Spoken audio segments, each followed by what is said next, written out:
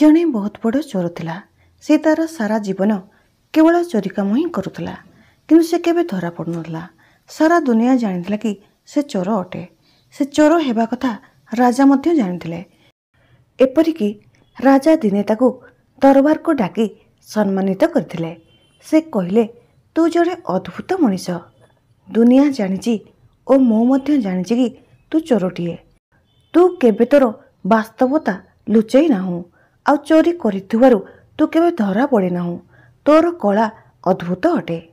बहु वर्ष बीती जिबा परे जेबे से चोर बुढ़ा होई गला तो तार पुत्र कहला, एबे मते तुमे तुम कला शिखाई दियो। मृत्युर कौन भरोसा, ताहा केबे भी आसीपारे। से बुढ़ा चोर तार पुत्र को कहला, हेउ ठीक अछि, जदि तू ये कला शिखिया पाई चाहूचु तो मु शिखाई देबी। बास काली रातिरे तू मो साथिरे चाल। से ता परदिन तार पुओ को नेगी गला। से गोटिए घरर ताला भांगिला। तार पुओ ठिया होई सबु देखुथिला। से एमिति ताला को भांगुथिला जेमिति एक चित्रकार चित्र करिथाए, कौनसी मूर्तिकार मूर्ति तैयारी करला परी, कौनसी भक्त मंदिर रे पूजा करला परी। एमिति एकाग्रता, एमिति ध्यानमग्न होई जेमिति एमितिरु कम हेले काम चलिब नाही। से जणे मास्टर चोर थिला। से कौनसी साधारण चोर नथिला, बरम केते चोरंक गुरु थिला। तार पुओ ठिया होई थरुथिला। शीत दिन नथिला, किंतु भय कारणरू से थरुथिला। से चारिआडे चमकिकी चाहुथिला, किंतु तार बापा तार कामरे मग्न थिला। से थरटुए भी आखि उठाई इआडे सिआडे चाहु नथिला। जेबे ताला खोलीगला तो बापा चोर पुओ को नहीं घर को गला। पुओर हाथ गोड़ थरिबाकू लागिला, छाती धड़धड़ हेउथिला। एमिति आगरू ताऊ केबे अनुभव होई नथिला। किंतु ता बापा एमिति चलुथिला जेमिति एहा तांको निज घर। से पुओ को नहीं भीतर को गला। से केते कबाटर ताला मध्य भांगिला। तापर से एक कपड़ा थिबा आलमारीर ताला भांगिला ओ ता पुओ को कहला, तू एहा भीतर को जा। पुओ आलमारी भीतर को गला। भीतरे सुना रूपा हीरा आदि खंजित वस्त्र थिला। जेमिति पुओ आलमारी भीतर को गला, बापा आलमारी को बाहरु ताला पकई चाबी निज पकेट रे रखिनेला। चोरर पुओ ता भीतरे फसी रहिला। बापा से घरर बाहर को गला ओ कबाट पाखकु जाई जोरे चिल्लाई कहला, चोर चोर। आ से घरु बाहरी ता निज घर को चलीगला। घरर सबु लोक माने उठी पड़िले। पड़ोशी मध्य उठी पड़िले। आलमारी भितरे फसीथिबा पुओ ता मुंड बाड़ेबाकू लागिला। एहा कौन शिखाइबा हैला, मु आजी मली। बापा तो बाहरिया पाई कौनसी उपाय ही छाड़िले नहीं। ताला लगाई चाबी भी साथिरे नहीं गले। घरर चारिआडे लोक माने बुलुथिले। चाकराणी खोजी खोजी से जगह को आसिला जेउठी चोर बंद थिला। सेतेबेले से चोरर पुओ किछि जानि पारुनथला कि कौन करिवो। बुद्धि किछि काम करुनथला। किंतु जेउठारे बुद्धि काम करे नहीं, सेठारे भीतर आंतरिक चेतना जाग्रत होइथाए। अचानक जेमिति कौनसी ऊर्जा ताकू धरिनेला। से हठात एपरी शब्द करिला जेमिति एक मूषा शब्द करिथाए। एमिति से तार जीवन रे केबे करिनथला। से निजे भी किपरि करिला आश्चर्य होउथला। चाकराणी चाबी खोजी करी आनिला। आलमारीर कबाट खोलिला ओ दीप नै भीतर को चाहिला कि हुए तो मूषा होइथिबो। किंतु जेमिति चाकराणी दीप नै भीतर को नाइला, चोर पुओ दीप को फुंकी दे चाकराणी को धक्का दे सेठारु दौड़िला। ताकू दौड़िबा देखि 10-15 जन लोक ता पछरे धाइले।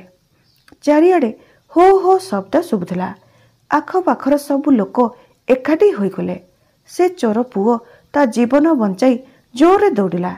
एमिति से केबे आगरू दौड़ी नथिला। ताकू विश्वास हेउ नथिला कि दौड़ुथिबा लोक मो ही अटे, जेमिति आउ केही दौड़ुछि। दौड़ी दौड़ी से एक कूओ पाखरे पहुंचिला। आउ सेठारे पड़िथिबा एक बड़ पत्थर को उठाई कूओरे पकाइदेला। ताकू एहा मध्य जणा नथिला कि एहा मु कौन करुछि, जेमिति ताकू ए सबु आउ केही कराउछि। जेमिति पत्थर कूओरे पड़िला, तार शब्द शुणी सबु लोक माने कूओर चारिपाखे ठिया होइगले। समस्तंकु लागिला चोरर गोड़ खसीगला और से कूओरे खसी पड़िला। किंतु सेतेबेले चोरर पुओ एक बुदामूले ठिया होई श्वास नेउथिला। से सुजोग मिलिबा मात्र ही ପାଦ ଚାପି ଚାପି ସେଠାରୁ ଦୌଡ଼ି ଘରକୁ ଚାଲିଗଲା।